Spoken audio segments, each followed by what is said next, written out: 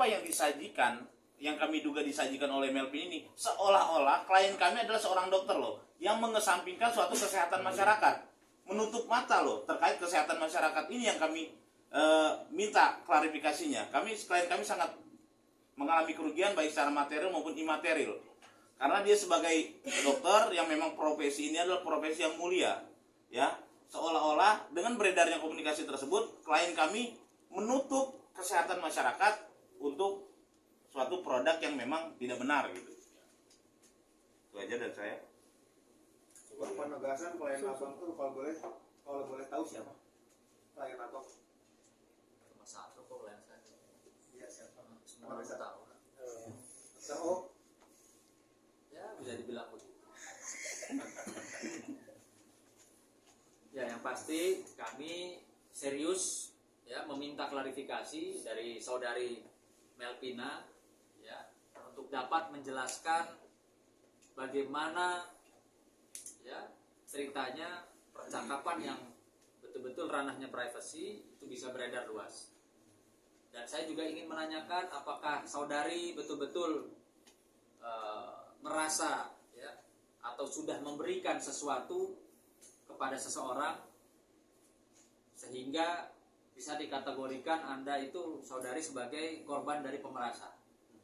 Ya, tolong diklarifikasi segera agar tidak menjadi simpang siur, agar tidak menjadi suatu fitnah di masyarakat. Kalau memang Anda menjadi korban, ya buktikan. Ya, apakah Anda sudah mentransfer, apakah Anda sudah memberikan, apakah Anda punya rekaman-rekaman apa gitu ya. Jadi supaya nggak jadi fitnah. Karena ini nggak bagus gitu loh. Itu saja dari kami minta segera klarifikasinya. Ya. Karena sampai kapanpun ketika Anda tidak mengklarifikasi, kami akan kejar terus. Kami akan kejar terus sampai ya semua jadi terang benderang. Ya.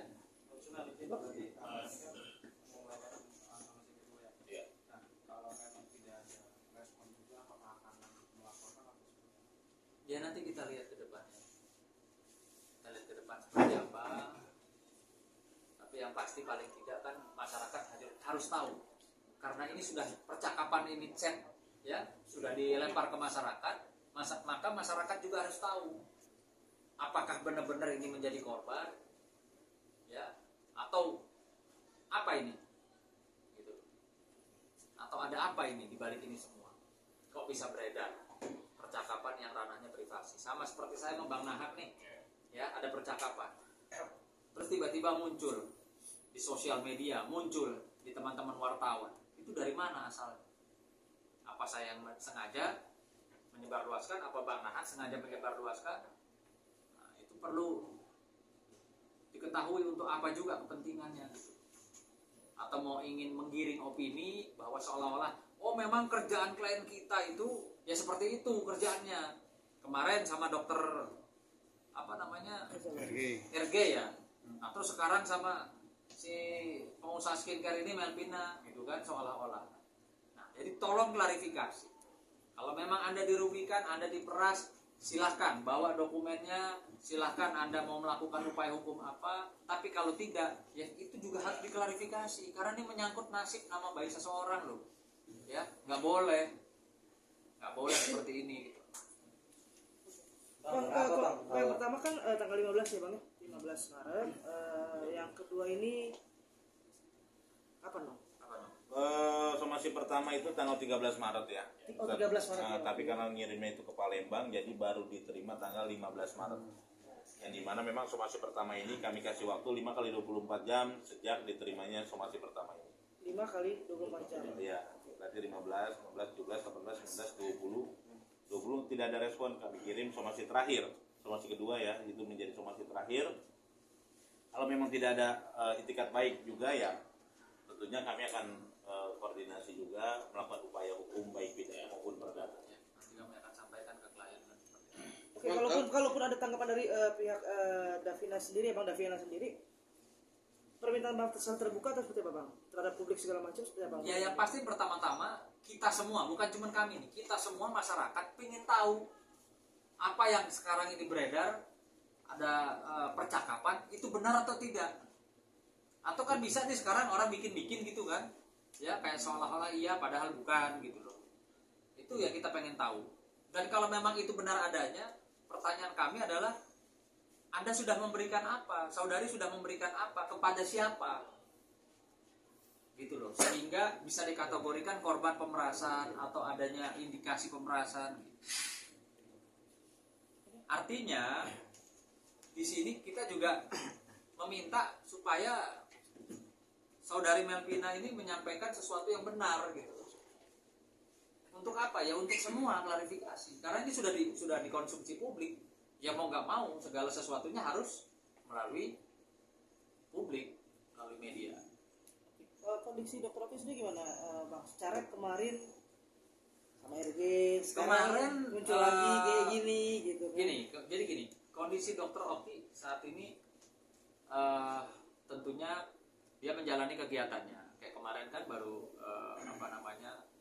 graduate ya, baru lulus. Terus kemarin juga sempat dia turun, sampai dia kirim foto juga ke saya, dia sedang turun untuk bertemu dengan korban-korban yang terkena musibah banjir kemarin gitu.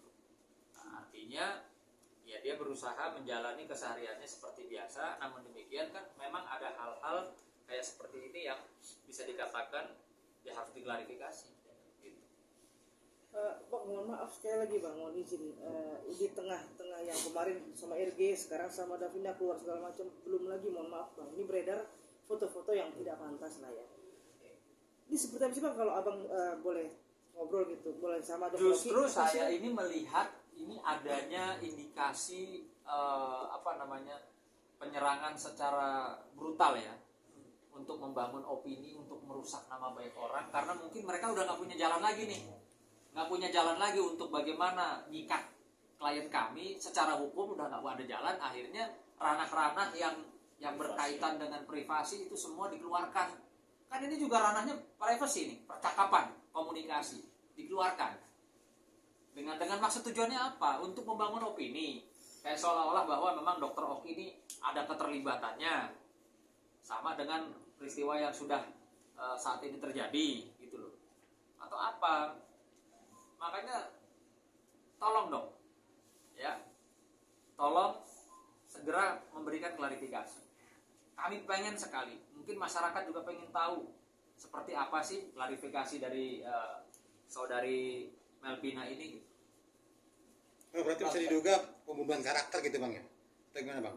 Ya bisa dikatakan mengarah ke sana ya, kepada klien kami gitu. Karena mungkin saja secara hukum klien kami tidak bisa dijerat atau diseret-seret gitu loh. Karena memang orangnya orang baik kok. Nggak ada itunya niatan mau meres. Dia bilang sama saya, Mas Sunan, saya punya 70 klinik kecantikan.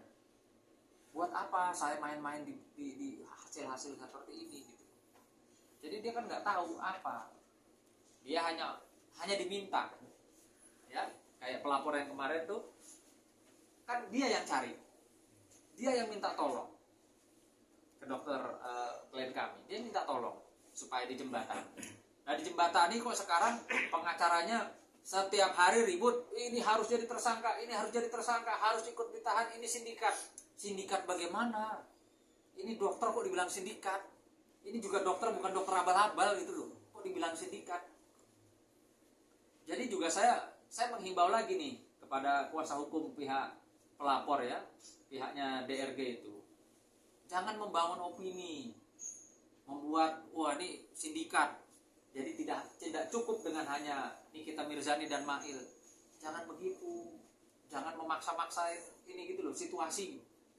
Kalau sindikat, justru yang kami ketahui ada sindikat mafia skincare.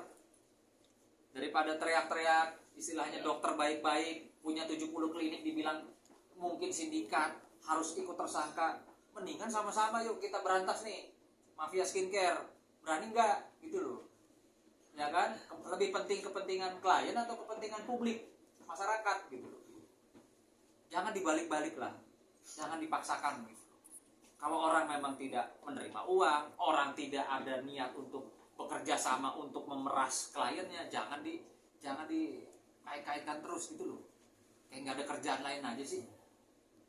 Berarti Dokter Rocky nggak ada peran apapun bang ya dalam kasus Niki. Sementara dengan apa yang dia ceritakan, dengan bukti yang ada, ya memang tidak ada.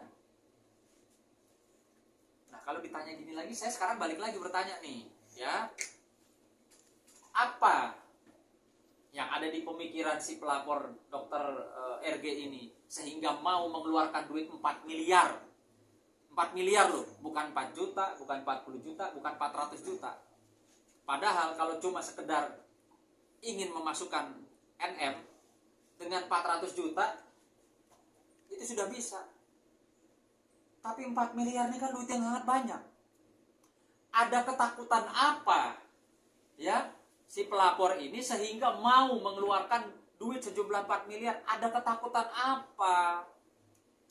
Itu jadi pertanyaan sampai sekarang. Tolong dijawab. Kuasa hukumnya tolong jawab. Ada ketakutan apa? Sampai kliennya mau menyerahkan 4 miliar itu bukan duit sedikit loh.